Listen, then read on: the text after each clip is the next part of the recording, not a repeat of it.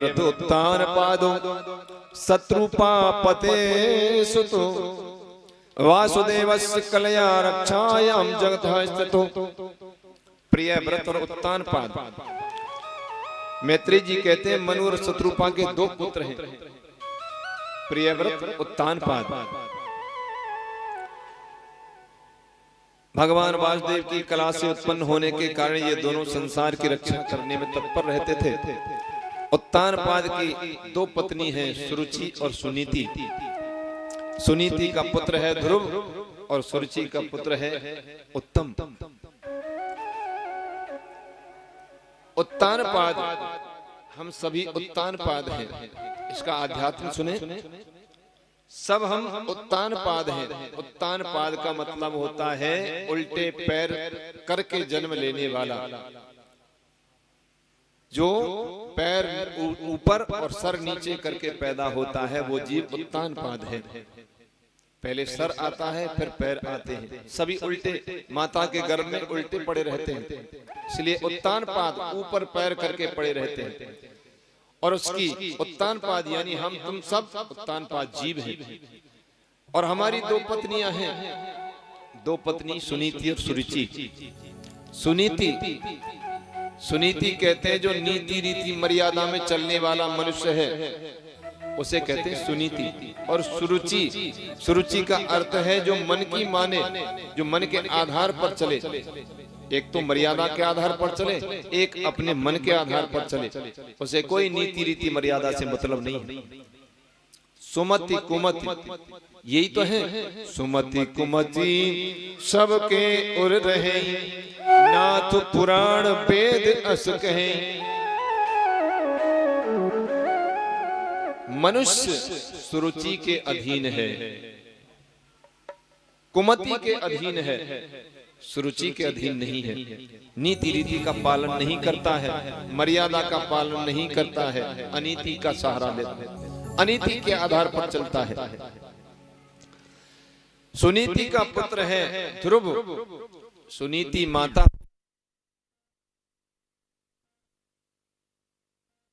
हरिलाल की जय। और राम सुमिर ले हरि गुण गाले, तू सुख पावेगो। राम सुमिर ले हरि गुण गाले, तू सुख पावेगो। ओ बाबू रे पीछे पछतावेगो।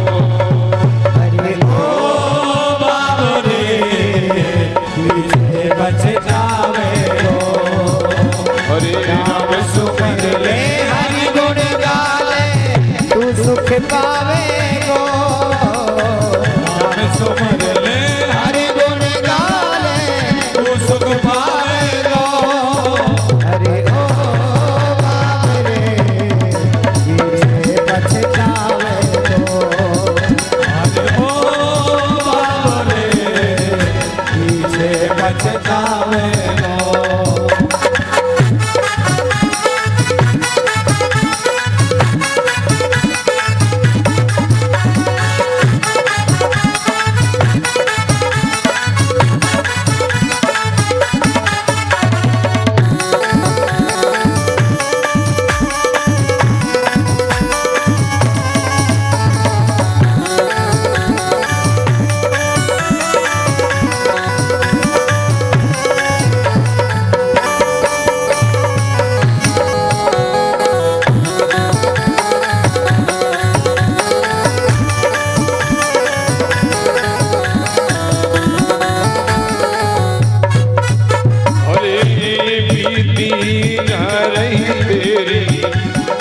पल उमरिया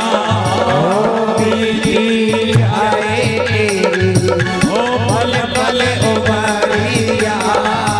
पाप की धरी है तेरे सिर पे गठरिया।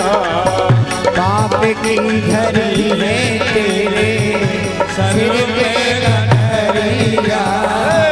पाप की धरी है तेरे सिर पे गठरिया।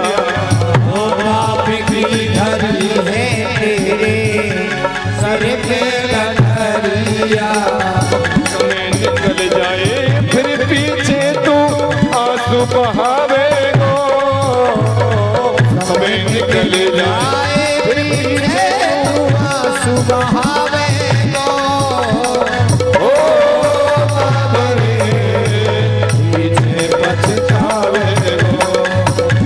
अरे ओ बाबा रे पीछे पछतावेगो।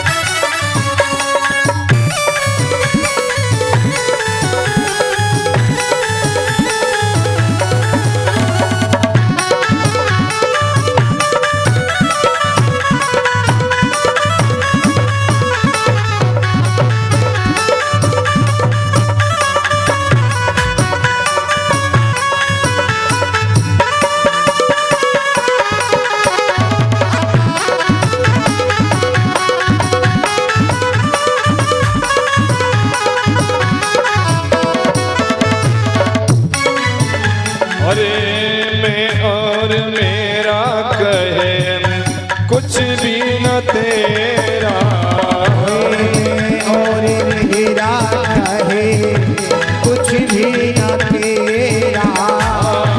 मैं और मेरा कहे कुछ भी न तेरा, और मेरा कहे कुछ भी न तेरा। छूटेगी काया पड़ जाए 84 का फेरा, हो छूटेगी माया पड़ जाए 84 को ढेरा। अरे जन्म मरण 84 चक्कर फिर पर जावेगो, जन्म मरण 84 चक्कर फिर कर जावेगो। ओ बाबा रे पीछे पछतावेगो। ओ बाबा रे पीछे पछतावेगो।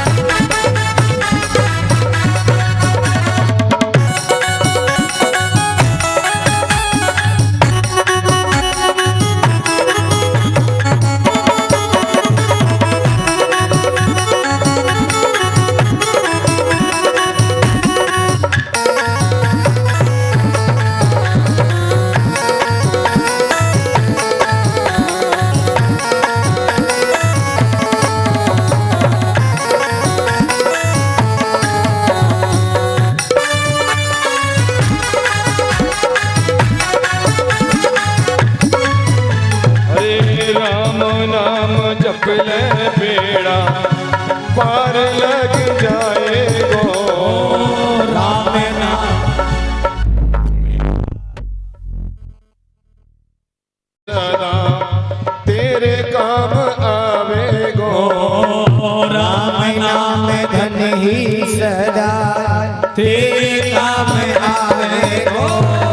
शर्मा कहे गुरु तेरो कोई ज्ञान बतावेगो, शर्मा कहे गुरु तेरा तो ज्ञान बतावेगो। ओ बाबा रे पीछे पछतावेगो। ओ बाबा रे पीछे पछतावेगो। ओ बाबा रे पीछे पछतावेगो।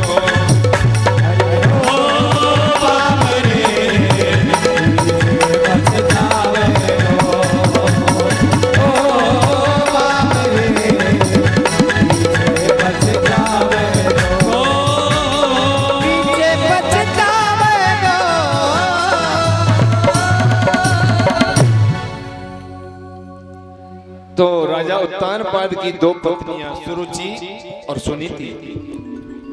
एक समय क्या हुआ, एकदा सुरचे पुत्रमकं आरोप्यलालयन् उत्तमं नारोरक्षन्तं ध्रुवं राजाभ्यनन्दत। एक दिन राजा पुत्र उत्तम को गोद में लेकर के सुरुचि के पुत्र को राजा उत्तानपाद ने गोद में ले रखा है और सिंहासन पर बैठे हुए हैं। ऐसा देख करके ध्रुव अपने पिता के पास में गया और जाकर के उसने सोचा कि मेरा भाई उत्तम कितने आनंद से पिताजी की गोद में खेल रहा है, क्यों ना मैं भी अपने पिताजी की गोद में बैठूं। उत्तम को देख करके जैसे अपनी दोनों बाहें ध्रुव ने राजा की तरफ बढ़ाई तो पास में बैठी हुई थी सुनीति, ध्रुव की विमाता, छोटी रानी की यानी छोटी रानी। सुरुचि ने उसको रोक दिया और कहा कि उत्तम, तू राजा की यानी कि अपने पिता की गोद में बैठने का अधिकारी नहीं है। यदि तू मेरे गर्भ से जन्म लेता तो तुझे तेरे पिताजी की गोद में बैठने का अधिकार प्राप्त होता। तेरी माता रानी नहीं, रानी तो मैं हूं, तेरी माता तो दासी है। यदि तुझे तेरे पिताजी की गोद में बैठने की इच्छा है तो जा भगवान का भजन कर और भगवान को प्रसन्न करके उनसे कहे कि तुझे मेरी कोख से जन्म दें और तब तू मेरे गर्भ से उधर से पैदा होगा, मेरा पुत्र कहलाएगा, तब तू अपने पिता की गोद में बैठने का अधिकारी होगा। रोता हुआ ध्रुव माता के पास में आया, रोता जा रहा है। संस्कारवान बालक है, कुछ भी नहीं कहा। और नौकर चाकरों ने आकर के सुनीति को बता दिया कि इस तरह से सुरुचि ने इसको ताना मारा है। लेकिन सुनीति संस्कारवान पत्नी है, भगवान की भक्त है, मर्यादा को धारण करने वाली है, अपने पति को, अपने पुत्र को संस्कार देना चाहती है। यदि वो चाहती तो बैर भाव के संस्कार ध्रुव को कह देती, लेकिन नहीं। कहने लगी, बेटा तेरी विमाता ने जैसा तुझे कुछ समझाया है वो तो अच्छी बात है, बहुत अच्छा उपदेश किया है कि भगवान का भजन कर, भगवान का भजन करके भगवान को प्रसन्न कर, ये तो बहुत अच्छी बात है। ध्रुव को समझाया। ध्रुव कहने लगे, लेकिन माता क्या मैं अपने पिता का पुत्र नहीं हूं? सुनीति कहने लगी, वो सब कुछ ठीक है, लेकिन अभी हमारे समय अनुकूल नहीं है, समय के अनुसार हमें चलना चाहिए। तेरी विमाता ने जो कुछ कहा है उसको तू भूल जा, और यदि तेरी इच्छा है कि मैं भगवान का भजन करूं, भगवान को प्रसन्न करूं, तो भगवान का भजन तो सबको करना चाहिए, तू भी कर सकता है, कोई बुरी बात नहीं है। ध्रुव के मन में वही बात बैठ गई। तपसा आराध्य पुरुषम तस्सेवानुग्रहेण में गर्भे त्वां साध्या त्वां यदि इच्छसि नृपासनं। कहने लगी सुनीति, बेटा जन्म मृत्यु के चक्र से छूटने की इच्छा करने वाले को निरंतर भगवान का ही भजन करना चाहिए। माता बालक को अच्छे संस्कार देना चाहती है। यदि सुनीति जैसी माता हो तो अपने पुत्र को ध्रुव जैसे संस्कार, जैसे सुनीति ने ध्रुव को संस्कार दिए थे वैसे संस्कार देगी। 1000 मास्टर शिक्षक एक तरफ और अकेली माँ एक तरफ। माँ चाहे तो बच्चे को बना दे, संस्कारवान बना दे, और माँ चाहे तो बच्चे को बिगाड़ भी सकती है। बच्चे से लाड़ करें, प्यार करें, लेकिन उतना ही करें, ध्यान रखें कि हमारा बच्चा कहीं गलत संगति में तो नहीं, गलत तो नहीं कर रहा, आगे जाकर के उसका भविष्य तो खराब नहीं हो जाएगा। लाड़ भी करें तो उचित, इतना लाड़ भी न करें कि बालक बिगड़ ही जाए। बच्चे को संस्कार देना सबसे पहला कर्तव्य है माता का, क्योंकि पिता तो बाहर कमाते धमाते हैं। माता के पास में छोटे से लेकर के जब तक किशोर अवस्था होती है माता के संपर्क में रहता है। इसलिए माँ चाहे तो अपनी संतान को बना सकती है, संस्कारवान कर सकती है, पढ़ा सकती है, लिखा सकती है, अच्छा बना सकती है। और माँ चाहे ना चाहे तो बच्चे को बिगाड़ भी सकती है। इसलिए माता और पिता जब संस्कारवान होते हैं ना तो ध्रुव जैसा ही पुत्र पैदा होता है। आज ध्रुव ने माता की शिक्षा को सुना और सोचने लगे कि दिन में तो माँ मुझे जाने नहीं देगी। वही बात बैठ गई कि मुझे भगवान का भजन करके भगवान को प्रसन्न करना है, भगवान के दर्शन करने हैं। एक बात बैठ गई और वो अटल है, वही लास्ट फाइनल है। अब तो भगवान को प्राप्त करके ही मानूंगा। राजसी स्वभाव है, राजा का पुत्र है, राजहट।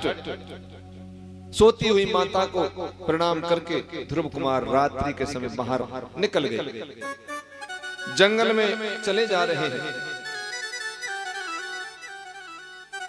दोषीलयो मात दोषेन पितृ दोषेन मूर्खता कार्पण्यम वंश दोषेन आत्मदोषात् दरिद्रता।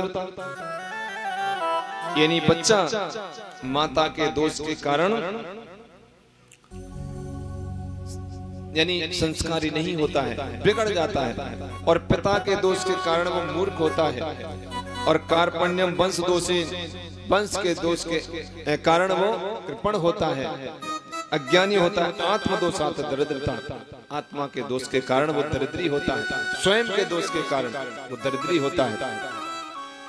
माता के दोष के कारण चरित्रहीन, पिता के दोष के कारण मूर्ख, और वंश के दोष के कारण कायर, और स्वयं के दोष के कारण दरिद्री होता है। अपनी माता से आशीर्वाद लेकर के ध्रुव वन में चला जा रहा है।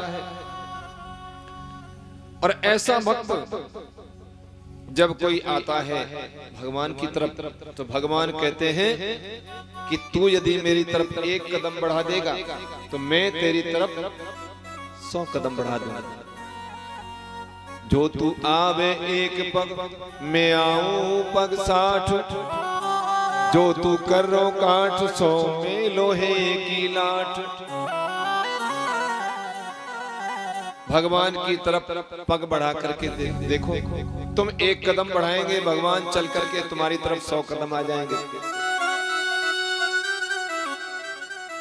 ध्रुव सोच रहे हैं कि घर में तो मेरी माता मुझे बेटा कह करके पुकारती थी, लाड़ लड़ाती थी, भूख लगती थी तो भोजन कराती थी। अब यहाँ वन में मुझे कौन पुत्र कहेगा, कौन बेटा कहेगा, कौन मेरे सिर पर हाथ फेरेगा। लेकिन एक माता तो होती है जन्म देने वाली, और एक माता होती है ज्ञान देने वाली। हमारी तीन माताएं हैं, एक है माँ, और एक है महात्मा, और एक है परमात्मा। तीनों के पीछे माँ लगा हुआ है ना। जन्म देने वाली तो माँ होती है, और रास्ता बताने वाले गुरु होते हैं, संत होते हैं, महात्मा होते हैं। तीसरी माँ होती है परमात्मा, वो सबकी असली और सच्ची माँ है। इस जीव को जन्म देने वाली माँ से लेकर के गुरु द्वारा, गुरु बीच का साधन है। जीवात्मा और परमात्मा के बीच में है गुरु, जीवात्मा को परमात्मा से मिला देते हैं। आज ध्रुव परमात्मा से मिलने के लिए जा रहा है, तो मिलाने के लिए गुरु तो चाहिए, बीच की कड़ी चाहिए। माँ ने तो जन्म दे दिया और उपदेश कर दिया, जा परमात्मा से मिल। अब ध्रुव परमात्मा से मिलने के लिए जा रहे हैं। परमात्मा की प्रेरणा से नारद जी आए हैं, बेटा तू इस घनघोर जंगल में कहां चला जा रहा है?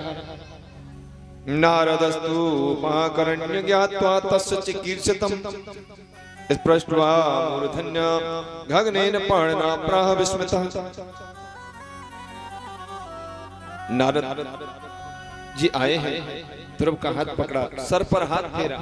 जैसे ही ध्रुव के मन में ये इच्छा हुई कि मेरी माँ लाड़ लड़ाती थी, सर पर हाथ फेरती थी, बेटा कहकर के पुकारती, त्यों ही भगवान की प्रेरणा से नारद जी आए और कहने लगे बेटा, और सर पर हाथ फेरा। और जब महापुरुष का हाथ हमारे सर पर फिरता है तो हमारे बुद्धि के मन के सारे दोष नष्ट हो जाते हैं, हमारी बुद्धि हमारा मन पाक साफ हो जाता है। नारद जी कह रहे बेटा, इस घनघोर जंगल में तू कहां जा रहा है?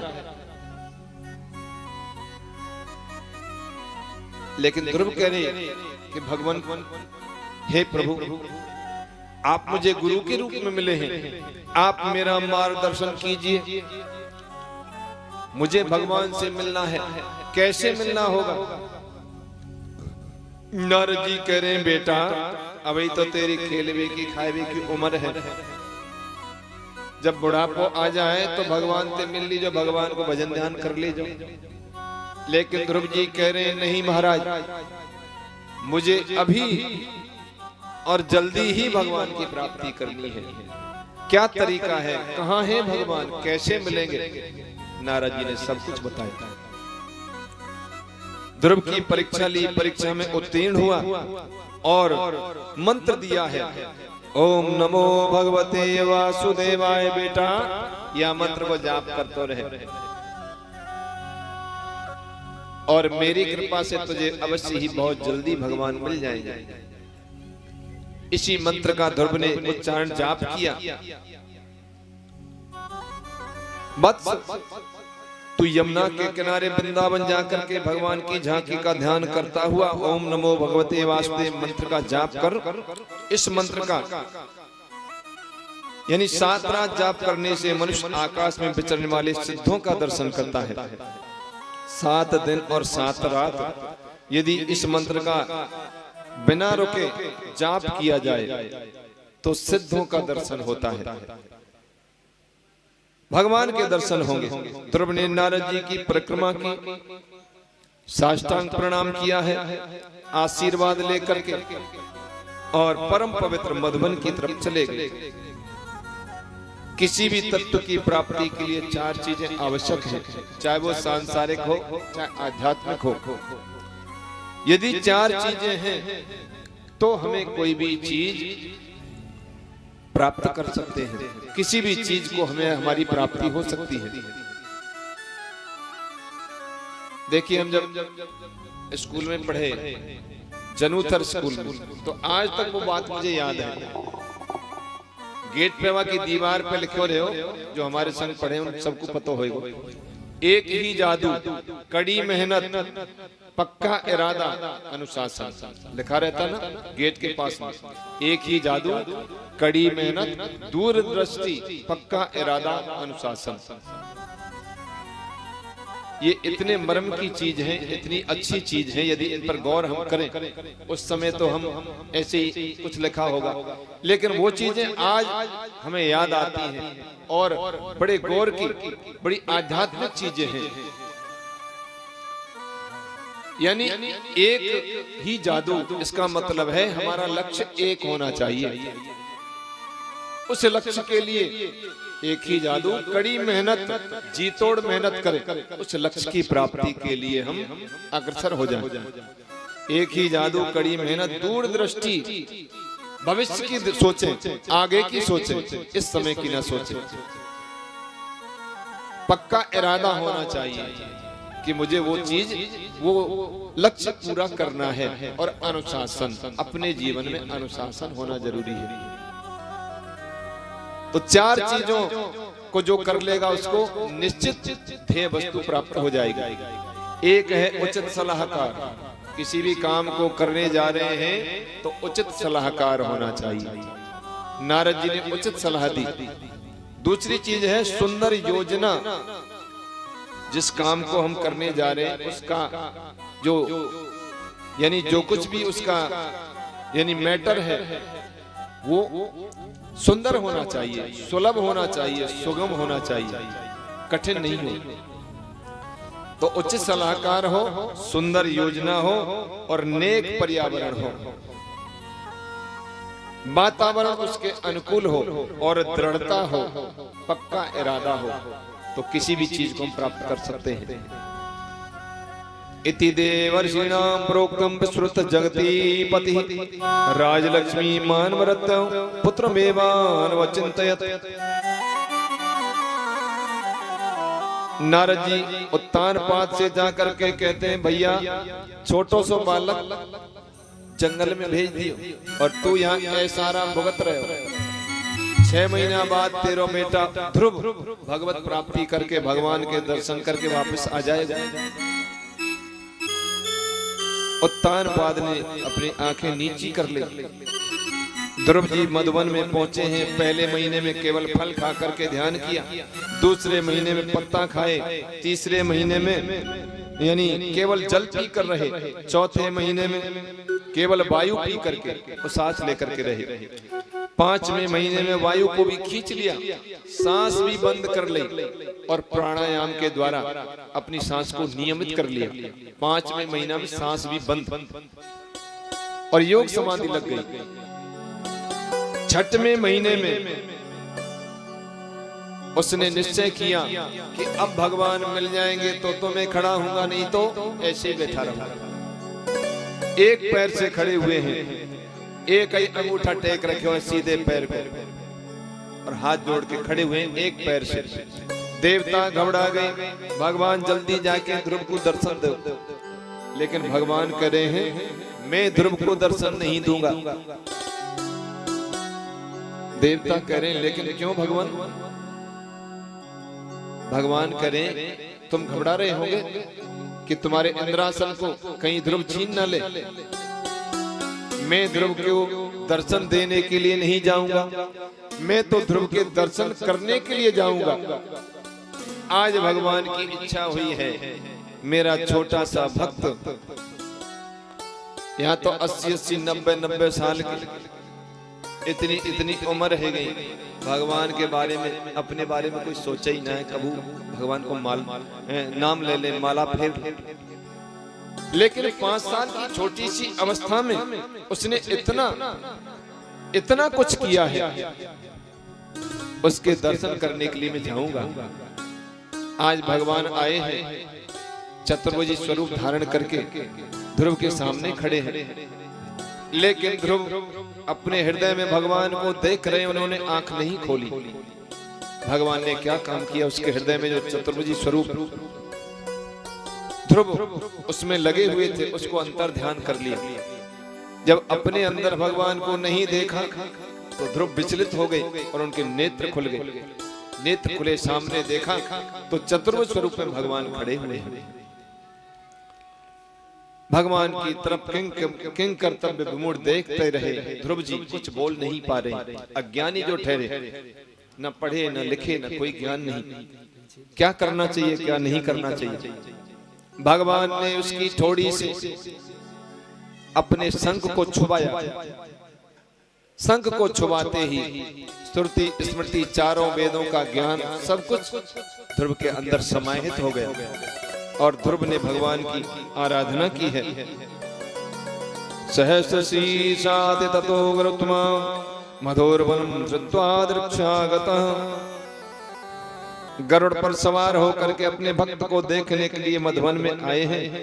मूर्ति का ध्यान किया, भगवान की प्रार्थना की, हे प्रभु आपने मेरे ऊपर कृपा की है, आपने मुझ जैसे बालक, मुझ जैसे अज्ञानी के ऊपर कृपा की है।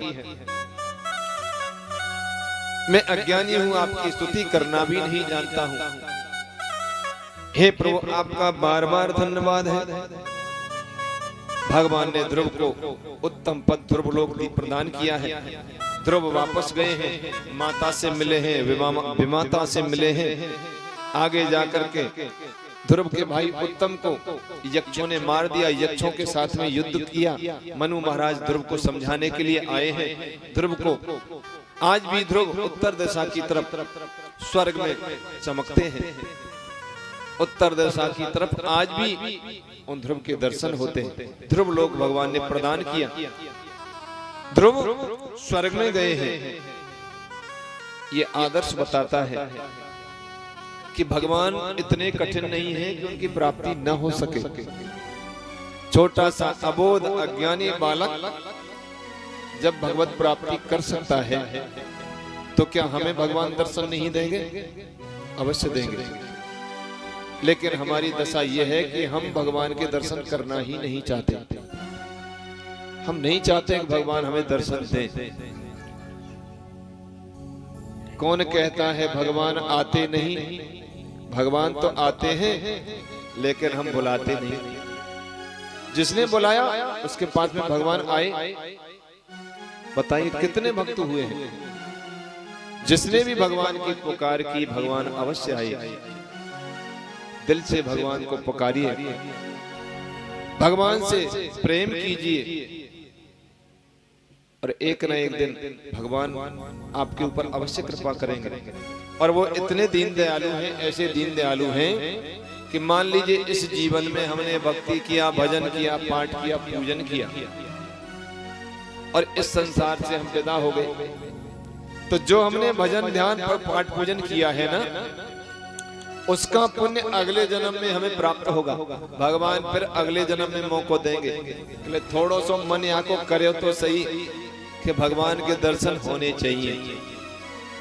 भगवान तो अंतर्यामी है, मन की बात को समझ लेते हैं कि यानी प्रयास तो करें कि भगवान मौका मिल जाए। थोड़ा सा भी प्रयास हम करेंगे कि भगवान, मीरा को भगवान ने दर्शन दे दिए, ध्रुव को दे दिए, प्रहलाद को दे दिए। भगवान हमारे ऊपर, हम दीन हैं, हीन हैं, पापी हैं, पतित हैं, बुरे हैं, सब अवगुण, हम तो सबसे बुरे। भगवान हमारे ऊपर कबू कृपा कर दो। इतनी सी भावना को भगवान जान जाते हैं कि हाँ, वास्तव में इसके अंदर थोड़ा सा ऐसा भाव तो था कि मैं भी भगवान के दर्शन करूं। अगले जन्म में जरूर मौका मिलेगा। फिर वो भगवान के दर्शन नहीं है सके, तीसरे जन्म में फिर मौका मिलेगा, चौथे जन्म, कितने भी जन्म लेने पड़े, लेकिन भगवान हमें सुधार के ही छोड़ेंगे और अंत में वो अपनी कृपा अवश्य करेंगे। भगवान की कृपा तो हमारे ऊपर छाई हुई, बरस रही है, लेकिन उस कृपा को हम नहीं स्वीकार कर रहे हैं। देखो, भगवान ने कृपा कर दी, हमें मनुष्य बना दिया, ये सबसे बड़ी कृपा है भगवान की। दूसरी कृपा गुरु कृपा हो, चलो गुरु मिल जाए, गुरु की कृपा है गई, गुरु को आशीर्वाद है गए। अब अपनो आशीर्वाद हम अपने ऊपर नहीं कर रहे, यहाँ चक्कर पड़ जाए। अपनी कृपा अपने ऊपर कर दें तो भगवान दूर नहीं है। भगवान इतने तो दूर हैं कि इन आंखों से हम कभी नहीं देख सकते, और इतने नजदीक हैं भगवान कि मान लो अपनी हथेली हम आंख पर रख लें तो हथेली देख सके, कबू ना दिखेगी, इतने नजदीक है। हथेली आंख पर रख लें तो हथेली दिखाई नहीं देगी, इतने नजदीक हैं भगवान। इसीलिए भगवत प्राप्ति का थोड़ा सा मन बनाइए। भागवत कहती है कि भगवान को समर्पण करिए, भगवान के हो जाइए, वरना पछताना पड़ेगा। भगवान का नाम लें, भजन करें, कोई भी तरीका होना चाहिए, भगवान के लिए अवश्य करें। तुम ही मेरी नैया, किनारा तुम ही हो, तुम ही मेरी नैया, किनारा तुम ही हो, मेरी जिंदगी का सहारा तुम ही हो, मेरी जिंदगी का सहारा तुम ही हो, तुम ही मेरी नैया, किनारा तुम ही हो, तुम ही मेरी नैया, किनारा तुम ही हो, मेरी जिंदगी का सहारा तुम ही हो, मेरी जिंदगी का सहारा तुम ही हो।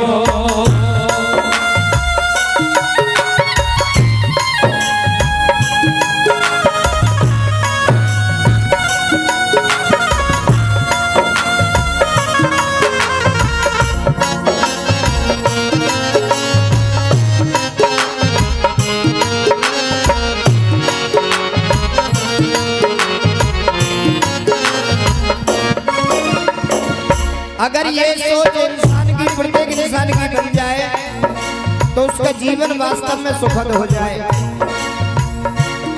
हो ये नर्तन का चोला किया है तुमने, नर्तन का चोला बनाया है तुमने, ये नर्तन का चोला बनाया है तुमने, नर्तन का चोला बनाया है तुमने, सभी अंग ढंग से सजाया है तुमने, सभी रंग ढंग से सजाया है तुमने, तुम ही मेरी नजरें नजारा तुम ही हो, तुम ही मेरी नज़रें नजारा तुम ही हो, मेरी जिंदगी का सहारा तुम ही हो, मेरी जिंदगी का सहारा तुम ही हो।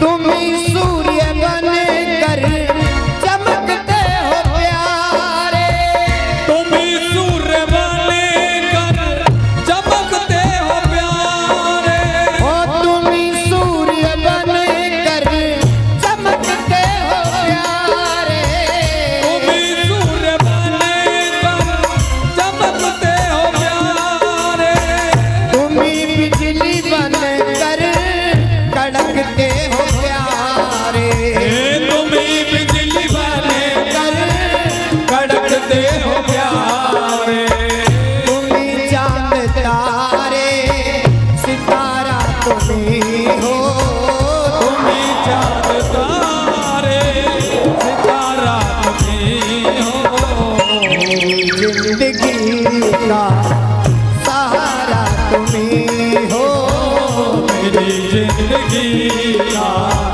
सहारा तुम ही हो।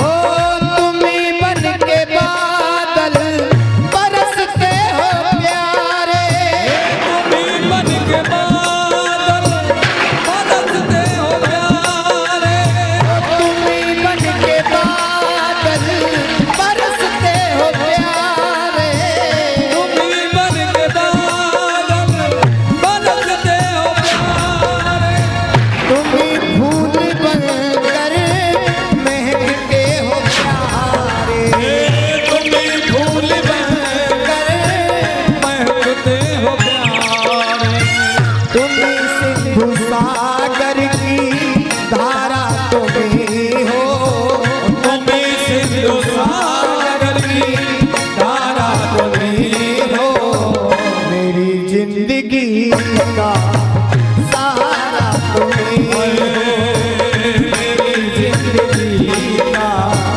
सहारा तुम ही हो।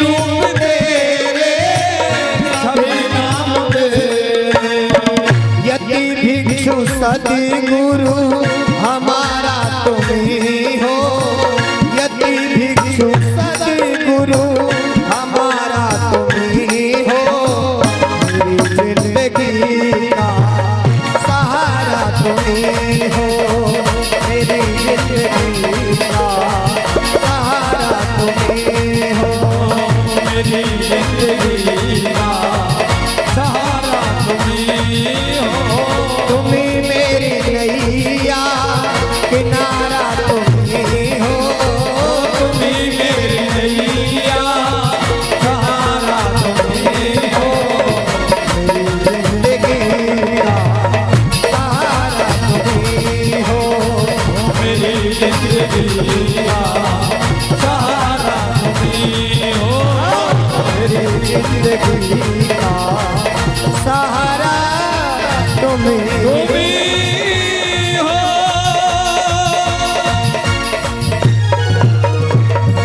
बोलिए वृंदा